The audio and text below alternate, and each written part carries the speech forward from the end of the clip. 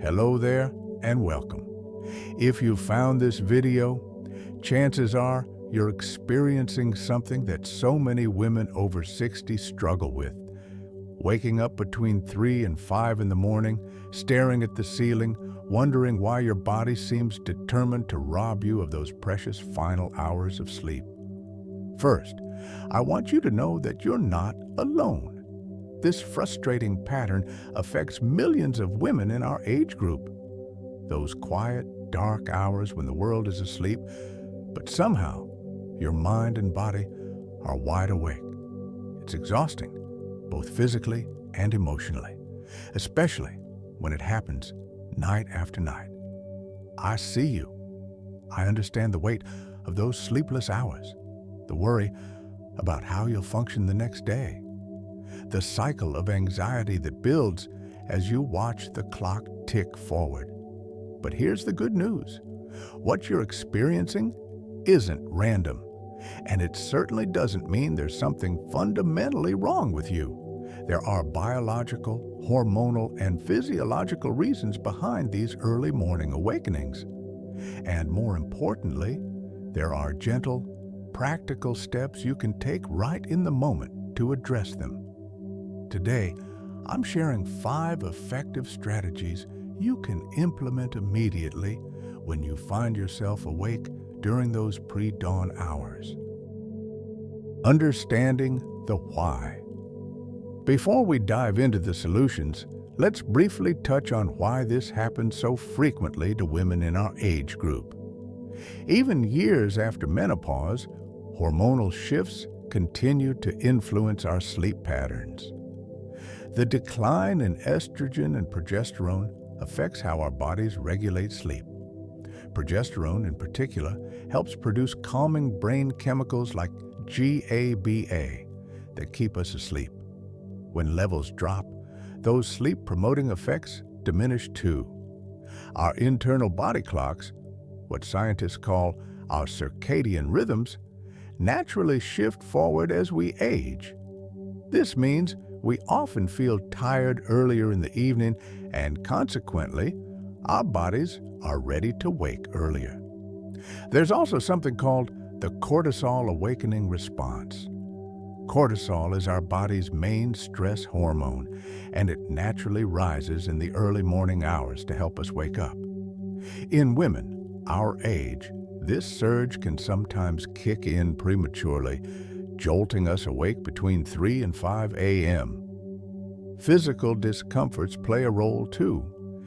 Maybe it's a need to visit the bathroom more frequently, joint stiffness from lying too long in one position, or subtle temperature fluctuations that might not have bothered us years ago.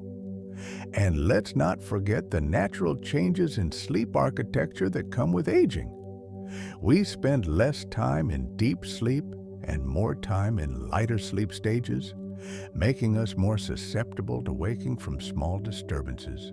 All these factors often combine, creating the perfect storm for those early morning awakenings. Now, let's move on to what you can actually do when it happens. Strategy 1. Practice 4-7-8. Breathing. The first tool I want to share with you is something you can do immediately upon waking, without even turning on a light or getting out of bed. It's called 4-7-8 breathing, and it's remarkably effective at calming your nervous system. Here's exactly how to do it. Place the tip of your tongue gently against the ridge behind your upper front teeth and keep it there throughout the exercise. Close your mouth and inhale quietly through your nose for a mental count of 4. Hold your breath for a count of 7.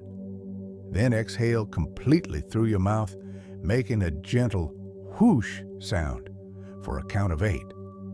This completes one breath cycle.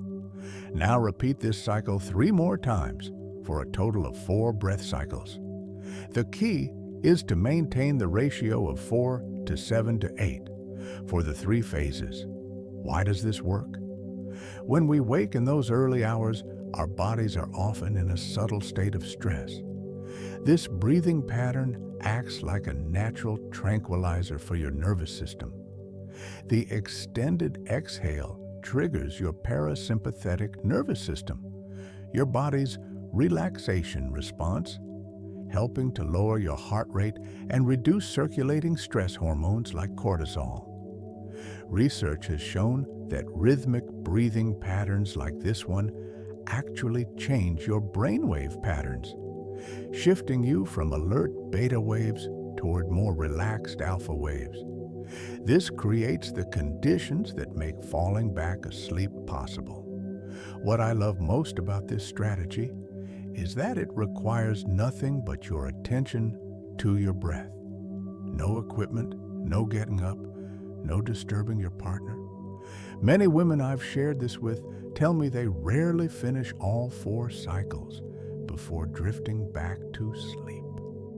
Strategy 2: cool down tactics for nighttime heat. Our second strategy addresses something many women in our age group continue to experience long after menopause: those sudden waves of warmth that can jolt us awake in the early hours. Here's what to do. Keep a small cooling toolkit on your nightstand. This might include a cooling gel pad, a small spray bottle filled with plain water, or even a lightweight damp washcloth in a plastic bag. When heat wakes you, apply the cooling element to pulse points like your wrists, the back of your neck, or your temples. Take small sips of cool water that you've prepared before bed. The key is to cool down without fully waking yourself up. This means minimal movement and avoiding getting out of bed if possible. Why does this work? Even years post-menopause, many women continue to experience temperature regulation challenges during sleep. When your core temperature rises even slightly during those early morning hours, it can trigger wakefulness. By cooling these strategic pulse points, you're sending signals to your brain that help regulate your body temperature quickly. I recommend preparing your cooling toolkit before bed so everything is within easy reach. This minimizes disruption and prevents you from having to turn on lights or move around too much, which could further wake you up. Strategy 3: the 20-minute rule. Now, I'd like to share one of the most counterintuitive but effective strategies in sleep science, something I call the 20-minute rule. Here's the approach. If you've been awake for what feels like about 20 minutes, it's time to briefly leave your bed. And please don't watch the clock to time this exactly. Here's exactly what to do. Without turning on bright overhead lights, move to a comfortable chair in your bedroom or nearby room. Use only the minimal lighting needed for safety. Have a designated middle-of-the-night activity ready. This might be reading a physical book, not an e-reader with blue light, listening to a calming audio story or meditation through earphones, or even working on a simple, repetitive craft like knitting. The crucial element is that this activity should be quiet, minimally stimulating, and something you don't care deeply about. Choose reading material that's pleasant, but not so gripping that you'll want to stay awake to finish it. Why does this work? This approach is based on stimulus control therapy, one of the most evidence-backed components of cognitive behavioral therapy for insomnia. When we lie in bed awake for extended periods, we can inadvertently create an association between our bed and wakefulness instead of sleep. By removing yourself temporarily, you're preserving your bed as a place for sleeping, not for worry or frustration. I recommend returning to bed as soon as you feel that distinct heaviness in your eyelids or notice your concentration beginning to drift. Don't wait until you're fallen asleep in the chair. That moment of drowsiness is your cue to return to bed.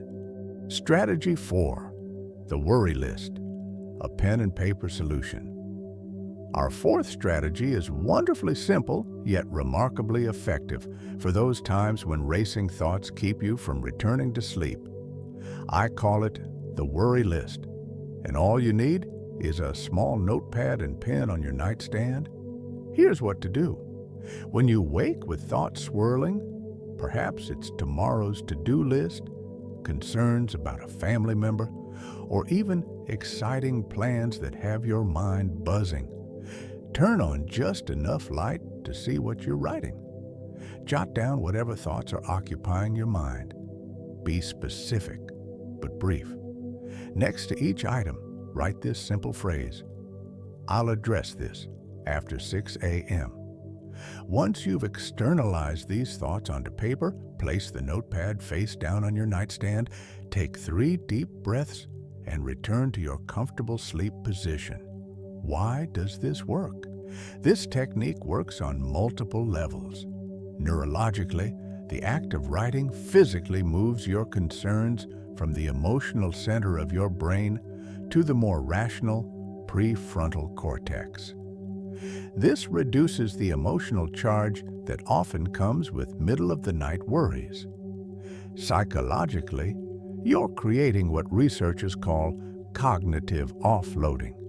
You're telling your brain it no longer needs to keep these thoughts in active memory because you've captured them externally. The phrase, "I'll address this after 6 a.m." gives your mind permission to let go of these concerns temporarily.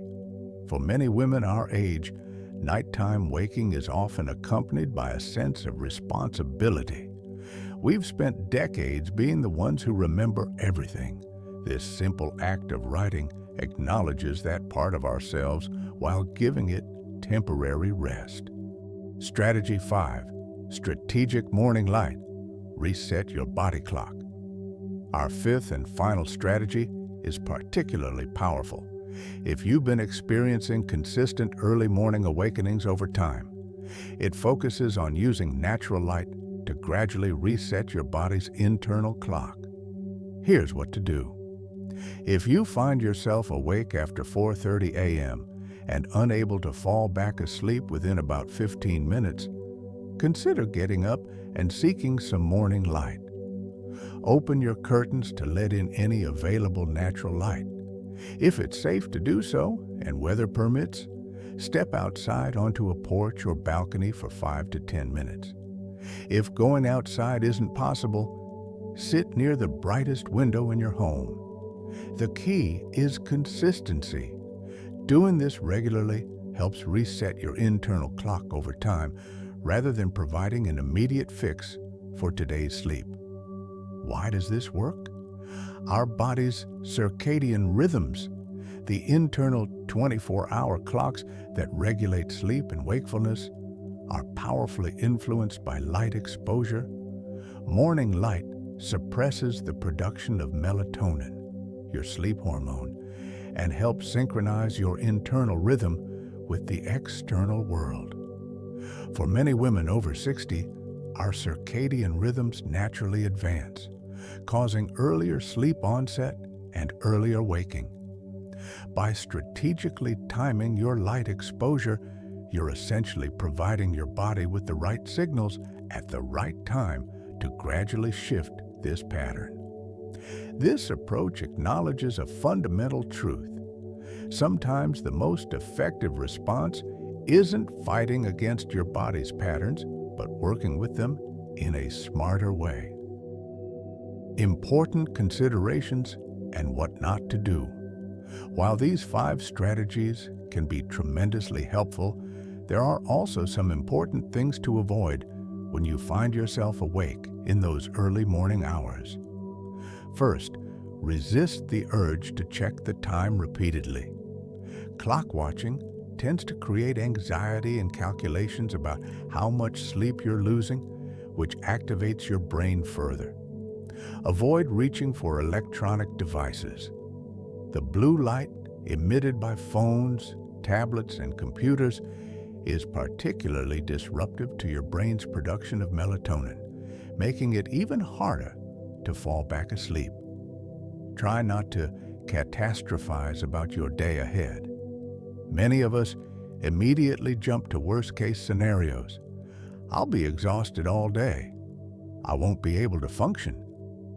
This type of thinking activates stress hormones, creating a cycle that makes sleep even more elusive. While we focused on in-the-moment strategies today, it's worth mentioning that consistent sleep hygiene practices provide the foundation for better sleep overall. This includes maintaining a regular sleep schedule, creating a restful bedroom environment, limiting caffeine after noon, and establishing a calming pre-bedtime routine.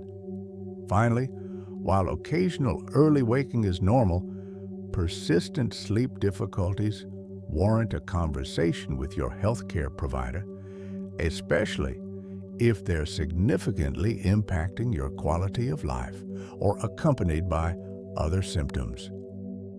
If you found these strategies helpful, I'd be so grateful if you give this video a thumbs up.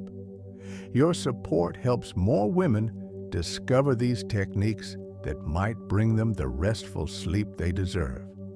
And if you know someone else who struggles with early morning waking, perhaps a sister, friend, or neighbor, please consider sharing this video with them.